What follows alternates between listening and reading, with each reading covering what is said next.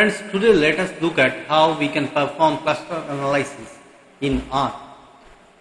Let us have a look at a multivariate data set in order to understand what actually cluster analysis is out for. So this is a multivariate small data set, average data set with you see these are some here you see some name of some all-rounders, and these are their performance, like we have bowling average, we have economy rate, this is bowling average, this is the betting average, and this is the strike rate of the batsman. These are their ages and these are the countries for which they play. So suppose this is a data set. Now your cluster analysis will try to divide the subjects into some groups which are non-overlapping. That is, there will be no particular player who will be in more than one group. These groups are called as clusters. So the cluster analysis will divide the subjects into some clusters based on some similarity. That means similar type of players will be in the same group, and dissimilar group or cluster, and dissimilar subjects will go to different clusters. So here similarities in terms of the variables that we are considering. Not with respect to any other particular features, but based on the variables that you have in front of yourself so far as the data set is concerned. So the cluster analysis is executed on the basis of distance between the subject from each other. So there are different formula of computing the distances. Two commonly used formula are the Euclidean distance and the squared Euclidean distance. Suppose this A is a subject, and these are the values corresponding to the p variables, that is x1, x2, xp are the values of the subject A in the p variables, and for the same p variables the values of B are y1, y2, up to yp. Then this is the distance between them. As you can see that individual attributes or individual values of the variables, similar values, they are actually subtracted and we square them up, and at the end we take the square root, so that we can have a subject, this is a distance, and when you square it up we get the squared Euclidean distance. So these are very basic distance measure. There are several other types of distance measure as well. If you go into the study, the details into the literature, you will find about this type of distance. There might be weighted distance as well, where each variable has a different weight so far as the distance is concerned. But here in both these measures, they are unweighted, they are given equal importance. Okay, now let us look at this. Suppose we have a data set of this form where we have the application codes of a group of people who have applied for loan from a bank. Gender 0 indicates female, 1 indicates male. So we have here, so 100 loan applicants are there total in my database. So here there are 9 more variables other than the application code, that is gender.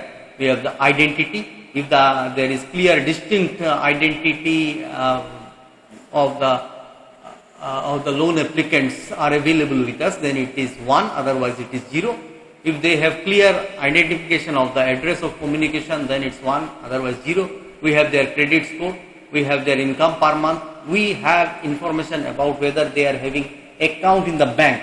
If they are having account in the same bank, the code is 1, otherwise it is 0. Job type, we have some job types, so we can see here credit score, income, so this is the coded job type. 1 is regular salaried employee, 2 is casual salaried employees, and 3 is doing business. So these are the different job types. Income tax return, if they have filed the income tax return for the last 3 years, then it is 1, otherwise it's 0. And then loan amount, how much of amount they are asking for loan from the bank, and that is measured in lakhs. 2.1 means 2 lakhs 10,000 rupees. So this is the way. 12.75 means 12 lakhs 75,000 rupees. So this is my entire data set. This is an abridged photograph what you are seeing before your screen. Only 7 people are there, but we have in our database total of 100 people. Now I want to divide these applications into some groups or into some clusters based on their similarity coming out from the data.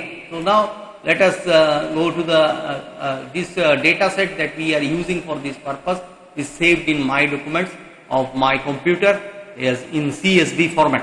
So accordingly we will call it in when we do the coding in R. So let us look at this. So start with the R commands. So we go to the R console, and there we write the command that read CSV.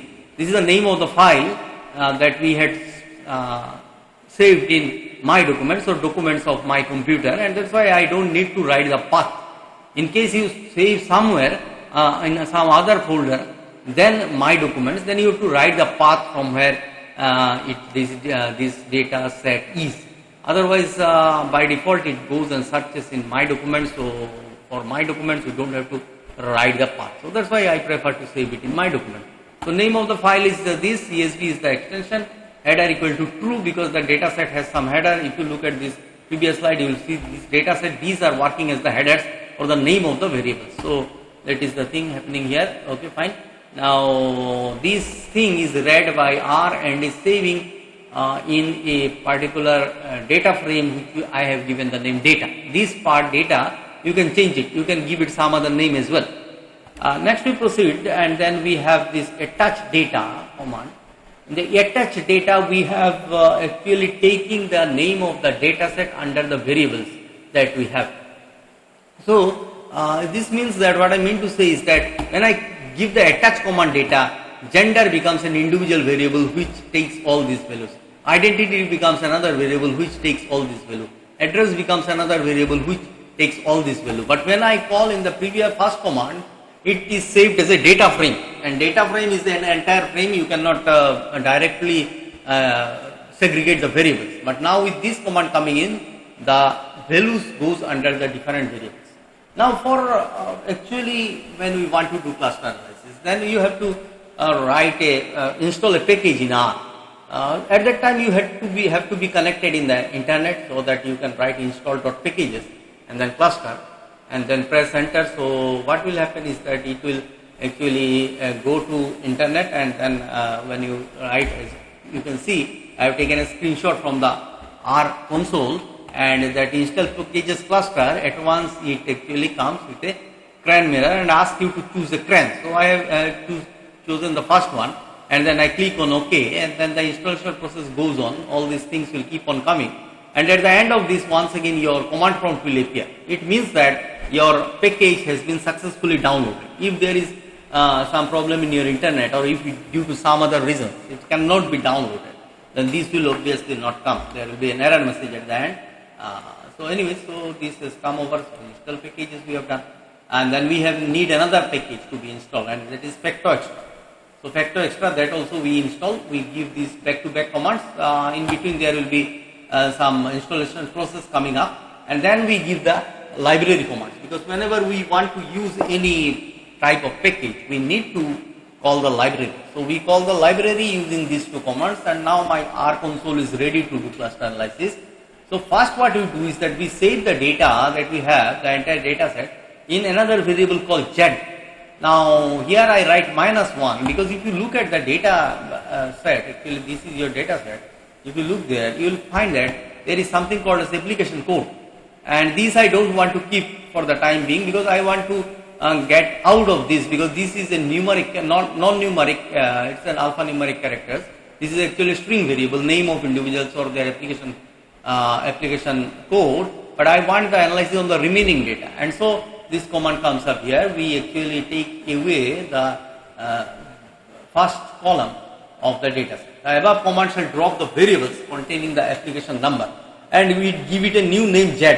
The data set is now Z, which will be put to analysis and not data. So this is the command viz and v plus and Z, and then k means we are going to do k mean clustering, and method equal to WSS. So here comes k mean stands for clustering method. This is called k mean clustering. This is used when most variables used for clustering are continuous type of data, that is numerical variables. Not many categorical variables are there, mostly it has numerical variables. And WSS stands for within cluster sum of squares. This is a method which is used for identifying the clusters. So there are several other methods. You may read the manual for all details about the cluster analysis. So once you do this, then we get a type of visualization, a diagram of this form. This is an elbow type of diagram. It will tell us objectively that how many clusters we should use, or how many clusters will be there for division of our data. you look at this, that a point you will find that where the cluster is becoming, this line is coming down and then it is becoming approximately a straight line, and that point is this. So this comes at 6, so we will go with 6 clusters. If it would have gone further and then straightened up, then we would have taken 7th cluster, or it would have happened earlier, that is after 4 it becomes almost straight. So in that case we would have 4 clusters. So this is done to introduce some amount of subjectivity, or else you can take your number of clusters also. So that's why now we go for this. K means Z and 6. Now remember, Z is your data set without the application number. 6 is the number of clusters you are having, and all this information is stored, of clustering is stored in KC. It's a name of a new variable. You can give any other name you want, and then you click on these.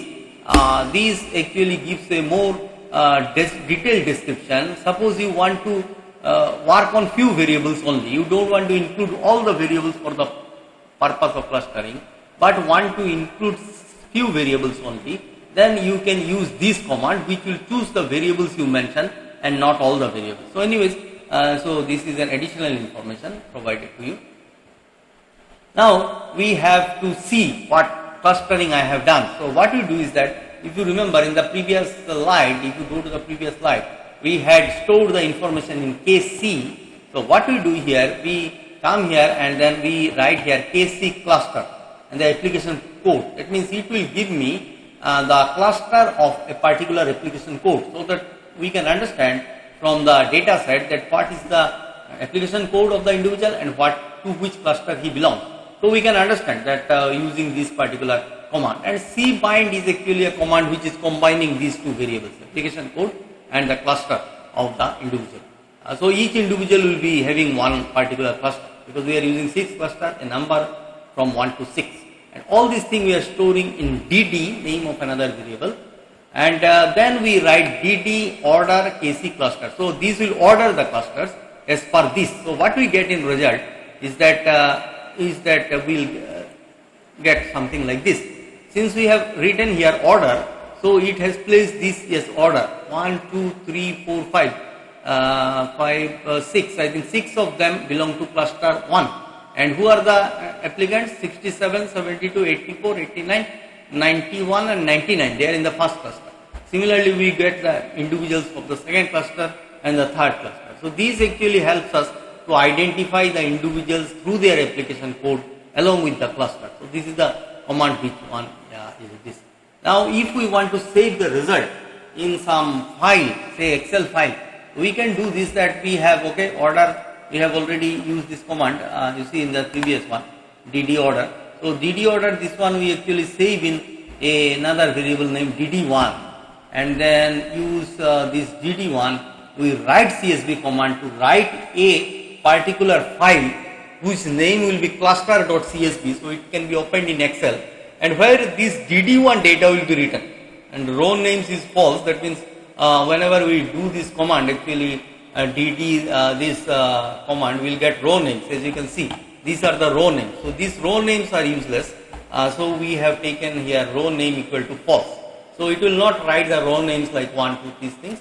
However, it will write the application number and the corresponding cluster 1, 2, 3, 4, whatever is there we have obtained to dd command, and that will be written in a separate Excel file and will be saved in my documents. So if you go to my documents, it will do very silently.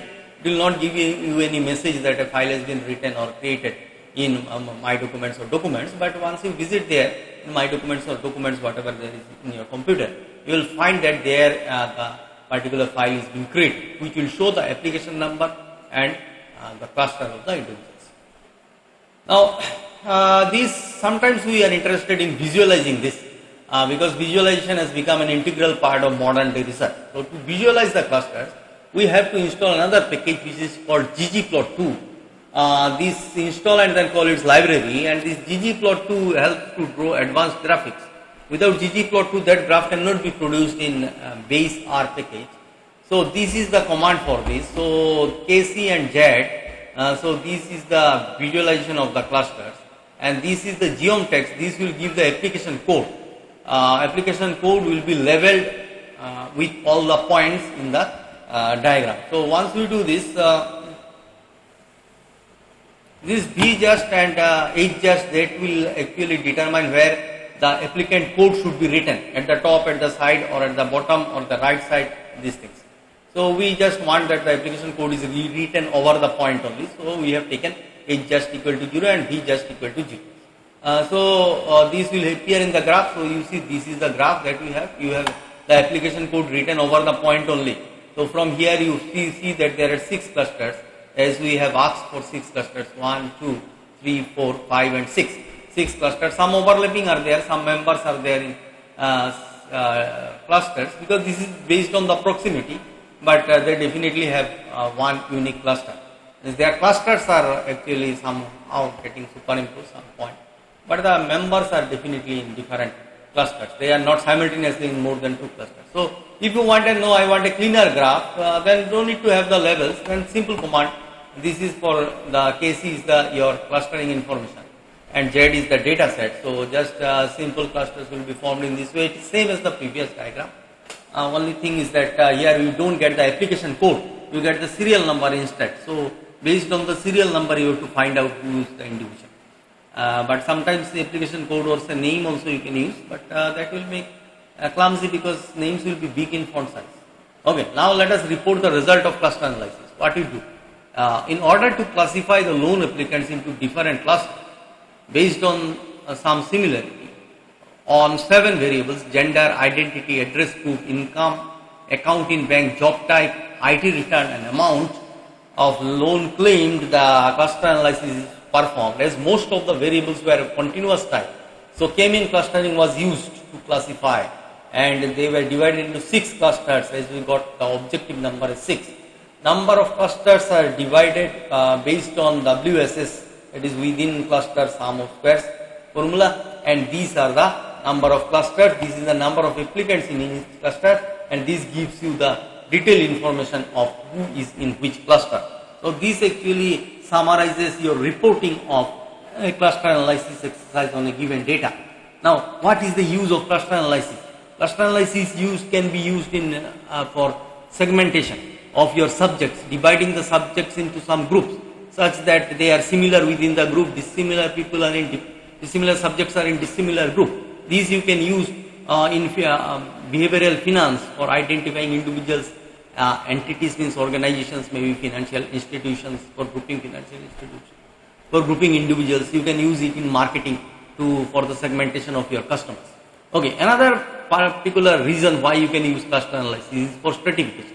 If you go to sampling, you will find that there is a method called stratification, where it is told that the subjects are divided into groups, or the units of the population are divided into groups called as strata, such that individuals belonging to strata are similar in nature and individuals belonging to different strata are dissimilar in nature. Now sometimes there is only one variable, then stratification is quite simple, like maybe per capita income. So you have like below this one, this to this another group, and above this another group. Like this it can be simplified if there is only one variable, or say even 2 variables. But there might be cases when there are several variables. In that case, stratification is really difficult. So what will help you is cluster analysis. So cluster analysis will give you stratification. Now from each of the clusters you may draw a proportional number of individuals. So that will give you a good representation of the population. So these are some uses of cluster analysis. Thank you for watching this video. Please subscribe this channel and don't forget to press the like button. Thank you.